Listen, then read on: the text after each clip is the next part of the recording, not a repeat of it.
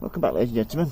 After the storms last couple of days, it's been really damp this last couple of weeks, so I just want to show you. I'm going to be showing you how to get rid of and how to treat your pelargoniums that are outside for powdery mildew. As you can see, a lot of these flower heads are really fungus loaded with it. So when it gets like this, what you need to do, what I tend to do, you want as much air flowing through it to try and prevent it for starters. So all we have to do is just get in there, thin these out. A lot of the leaves from the bottom that don't get much sun, they're the ones that are going to rot and cause your stems to rot. Yeah, these have been beautiful this year, but this last couple of weeks it's been terrible, the weather here in England, especially in Yorkshire where I live. But yeah, we'll just get through these, thin it out. These should have been done, as always, don't do as I do, do as I say, sort of thing. I should have done this before this bad weather came. Yeah, anything that's got bacteria on it, get rid and burn it, or put it in a bag and bin it. You don't want it on your compost heap, unless your compost heap's at a good temperature. It has to be a really good compost heap to kill everything. Right, you can see getting there now. You want to get in the centre, this is where you need your airflow. Plus a lot of these leaves don't end up getting much sun on them anyway, so they end up rotting. But yeah, I don't know if you can see in there. So to get in the middle, look at these. These are the ones that are infected. And you don't want them to drop on your stems and then rot through your main stems, because you'd be devastated if that happened. See, this is an old stem that should have been taken out, that's full of bacteria. Yeah, nearly there now. Anything like that.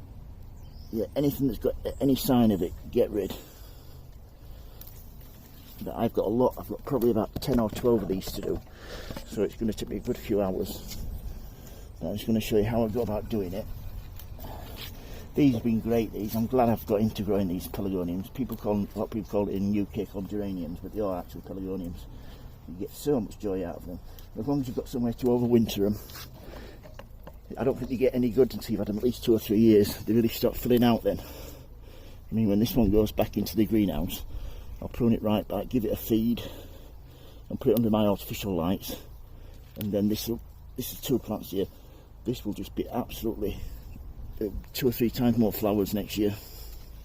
Anyway, back to doing this. Yeah, look at that. All that bacteria and fungus. Snail there. Yeah, really disappointed. But we don't normally get weather as bad as this, so live and learn. I mean, this pot blew over and they survived really well. Anything that's getting too straggly as well with your pelargoniums. Yeah, anything that's getting too straggly, don't be scared to give it a good prune. Because some of these have been going towards the light. Anything that's overhanging that you don't want. Yeah, this is a really nice plant. And when you do prune, you want to prune just above a leaf node there. That's the one. Get these back here. Some of these really, see, this is run leggy because there's been that many leaves and that it's just been trying to grow up towards the leaves all the time. Up towards the light, sorry, all the time. Nearly there, snail there, that can go. Yeah, these here you see, I'll put this daily leaves on. Yeah, a bit more light.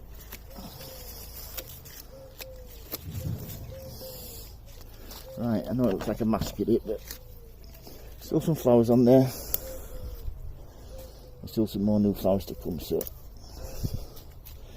yeah, I've got rid of most of it now.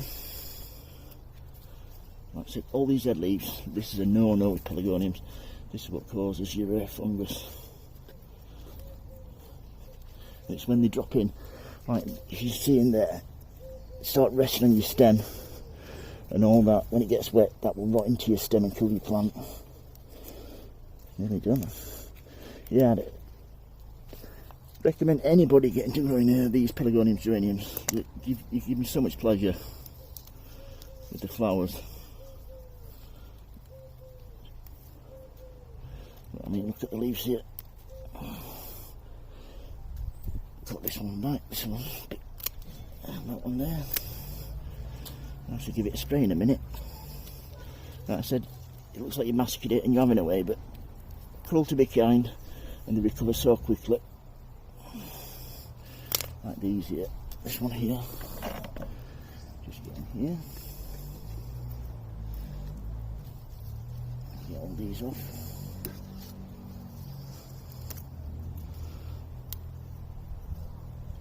Nearly done. Yeah, even the flower petals want taking off, you can get to them because they start rotting next to the stems and they can cause your flowers to die. Yeah, that was a lot better now. That. What I'm going to do now is give it a spray, and that should prevent any more infection, stopping its tracks. Yeah, as you can see, the air can flow through there now. Plenty of light getting through to everything, so it should stop it from getting any worse. I just think we've done everything. And, that's it. Right, this is what I'm using. I always use this Bear Garden Fungus Fighter Concentrate. This is so you can make it yourself. I think you get 30 litres or something in one of these. It's about a tenner, but it's well worth it.